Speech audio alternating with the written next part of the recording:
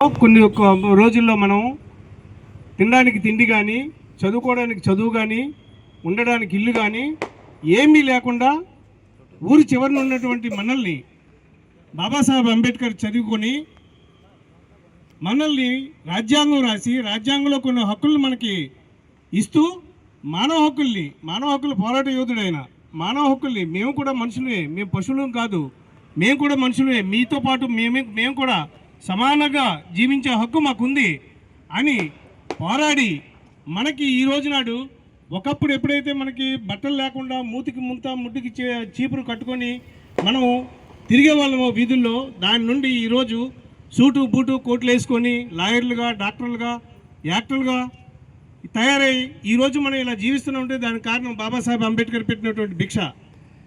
ఆయన భిక్షని మనం తీసుకుంటూ ఈరోజు ఆ కృతజ్ఞతలు అయిపోయి కొంతమంది అయితే కనీసం ఆయనకి వ్యతిరేకంగా ఉన్నటువంటి మనువాదులతో కూడా చేతులు కలిపి మన వాదాన్ని అడిగంటని చేయడానికి చూస్తున్నారు, అనగదొక్కడాన్ని చూస్తున్నారు.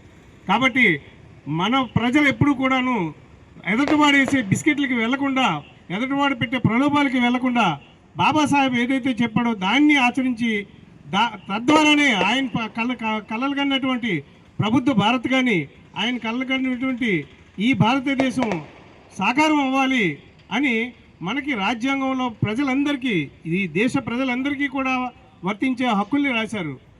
బ్యాంకులకు సంబంధించి క్లాజులు పెట్టారు, వ్యవసాయానికి సంబంధించి క్లాజులు పెట్టారు. మనుషులకి ప్రాథమిక హక్కులతో పాటు ఆదేశిక సూత్రాలను కూడా మన రాజ్యాంగంలో ఇచ్చి రాజ్యం ఇలా ఉండాలని చెప్పి ఆయన మనకి దిశానిర్దేశం చేసినటువంటి వ్యక్తి బాబాసాహెబ్ అంబేద్కర్. అటువంటి మహనీయుని మనం మర్చిపోయినట్లయితే మనం పుట్టినటువంటి తల్లిదండ్రులు కూడా మనం మర్చిపోయినట్లే లెక్క. కాబట్టి తల్లిదండ్రుల కంటే కూడా తల్లిదండ్రులు మనకి జన్మనే ఇస్తారు, కానీ బాబాసాహెబ్ అంబేద్కర్ మనకి పునర్జన్మనిచ్చారు, మనుషులుగా జీవించే జన్మనిచ్చారు, హక్కునిచ్చారు. కాబట్టి ఆ హక్కుల్ని మనం మర్చిపోకుండా మీరందరూ కూడా ప్రతి ఏడాదికి జనాల్ని మనం సమీకరించి వాళ్ళని ఎడ్యుకేట్ చేసే దిశలో మీరందరూ ప్రయాణించాలని మీ అందరికీ మరొకసారి విజ్ఞప్తి చేస్తూ జై భీమ్, జై భారత్.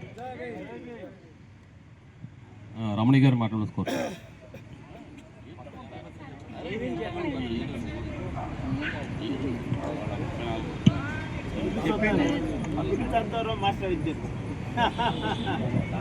సరే, రేణుకుమార్ గారు మాట్లాడు.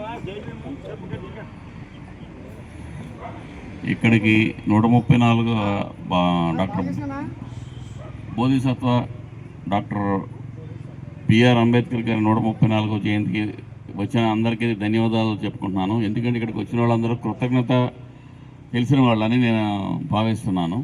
ఎందుకంటే కొన్ని లక్షల మంది భారత రాజ్యాంగాన్ని అనుసరించి బతుకుతున్నారు. ఆ విషయం వాళ్ళకే తెలియదు. భారత రాజ్యాంగం అనేది ఒకటి ఉంది, దాని ద్వారా మనకు ఎన్నో మేళ్ళు చేకూరుతున్నాయి అన్న సంగతే వాళ్ళకి తెలియదు. అందరూ గుళ్ళకిను గోపురాలకి చుట్టూ తిరుగుతూ ఉంటారు, చర్చిలకి. ఆదివారం డిసెంబర్ 25, జనవరి 1 చర్చిలకి వేల సంఖ్యలో వెళ్తూ ఉంటారు. కాబట్టి దానికంటే ఇట్లాగా మనకి భోజనం 4 పూట్ల తినే భోజనాన్ని ఇచ్చిన బాబాసాహెబ్ అంబేద్కర్, రమాబాయ్ ఎవరైతే ఉన్నారో పుణ్య దంపతులు, వాళ్ళ యొక్క త్యాగాలను ఇవాళ స్మరించుకుంటూ ఈ బాబాసాహెబ్ అంబేద్కర్ గారి జన్మదినోత్సవాన్ని చాలా ఘనంగా జరుపుకుంటూ ఉండాలి మనం. ఎందుకంటే మనం కృతజ్ఞతలుగా ఉండకూడదు, అంటే ఇన్గ్రాటిట్యూడ్ అనేది మనకి ఎప్పుడు కూడా ఉండకూడదు, ఎప్పుడు గ్రాటిట్యూడ్తోనే ఉండాలి. ఆయన వాళ్ళ అమ్మగారికి మైగ్రేన్ సమస్యతో ప్రాబ్లం, ఆవిడ చనిపోయినా కూడా ఆయన కెరీర్గా డాక్టర్ అవ్వాలని అనుకోలేదు. ఆయన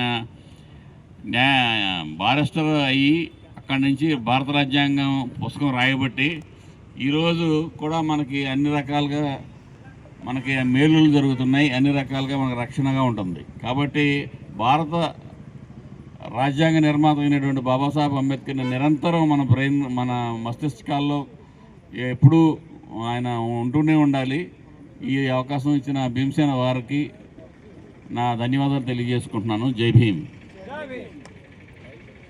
ప్రసాదరావు గారు.